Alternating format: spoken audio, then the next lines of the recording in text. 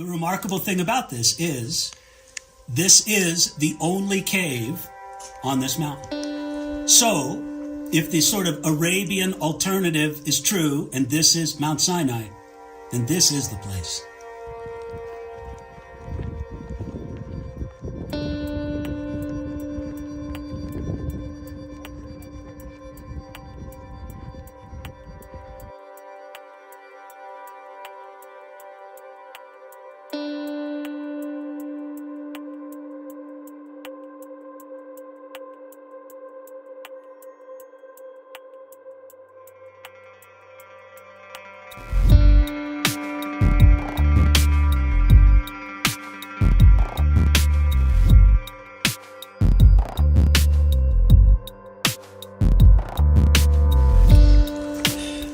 And Ahab told Jezebel all that Elijah had done, and how he had executed all the prophets with the sword. Then Jezebel sent a messenger to Elijah, saying, "So let the gods do to me, and more also, if I do not make your life as the life of one of them by tomorrow about this time." And when he saw that, he arose and ran for his life, and went to Beersheba, which belongs to Judah, and left his servant there. But he himself went a day's journey into the wilderness, and came and sat down under a broom tree. And he prayed that night that he might die. And he said, "It is enough. Now, Lord, take my life, for I am no better than my fathers." Then, as he lay and slept under a broom tree, suddenly an angel touched him and said to him, "Arise and eat." Then he looked, and there was by his head was a cake baked on coals and a jar of water. So he ate and drank and lay down again. And the angel of the Lord came back a second time and touched him and said, "Arise and eat, because the journey is too great for you." So he arose and ate and drank, and he went in the strength of that day, of that food, 40 days and 40 nights, as far as Horeb, the mountain of God. And there he went into a cave and spent the night in that place.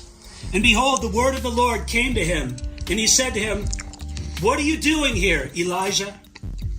So he said, "I've been very zealous for the Lord God of hosts, for the children of Israel, forsaking your covenant, torn down your altars, and killed your prophets with the sword. I alone am left, and they seek to take my life." Then he said, "Go out and stand on the mountain before the Lord." And behold, the Lord passed by, and a great and strong wind tore into the mountains and broke the rocks in pieces before the Lord. But the Lord was not in the wind. And after the wind, an earthquake. But the Lord was not in the earthquake. And after the earthquake, a fire. But the Lord was not in the fire. And after that fire, a still, small voice. So it was when Elijah heard it, that he wrapped his face in his mantle, and went out and stood in the entrance of the cave.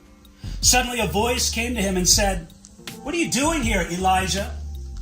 And he said, "I've been very zealous for the Lord God of hosts, because the children of Israel, forsaking your covenant, torn down your altars, and killed your prophets with the sword. I alone am left, and they seek to take my life."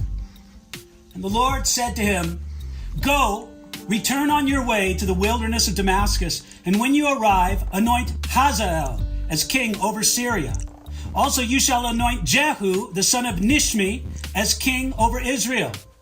And Elijah, the son of Shaphat, of Abel Maracha, you shall anoint as prophet in your place. It shall be that whoever escapes the sword of Hazael, Jehu will kill.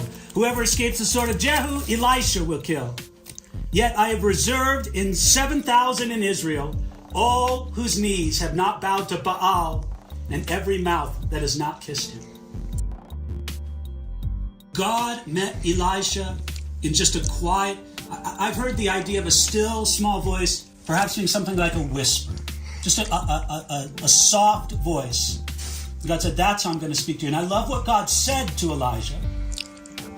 He gave him more work to do. Go anoint this guy king over Syria. Go anoint this guy the next king over Israel. Go get Elisha and train him up as your successor. You know, Elijah wanted to die. God said, no, I've got more work for you to do. And he even gave him the one who would be his successor. And when God heard from Elijah twice, I alone am left. There's nobody left. You know, not only was Elijah mourning that he was alone, but that was also his way of confessing that he felt like his work was a failure. There's nobody there. Who have I won? And God said, there's 7,000. 7,000 that you don't know about. What an encouragement that must have been to Elijah.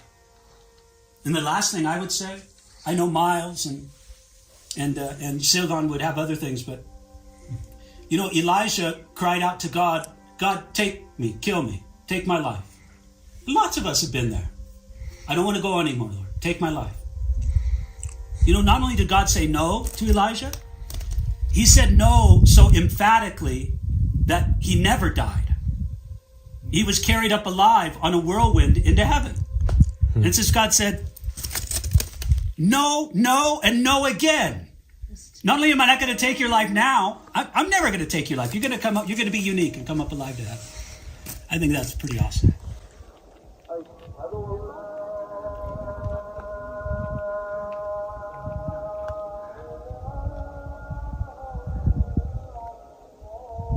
Now, the remarkable thing about this is the only cave on this mountain. So, if the sort of Arabian alternative is true, and this is Mount Sinai, then this is the place. Quite striking.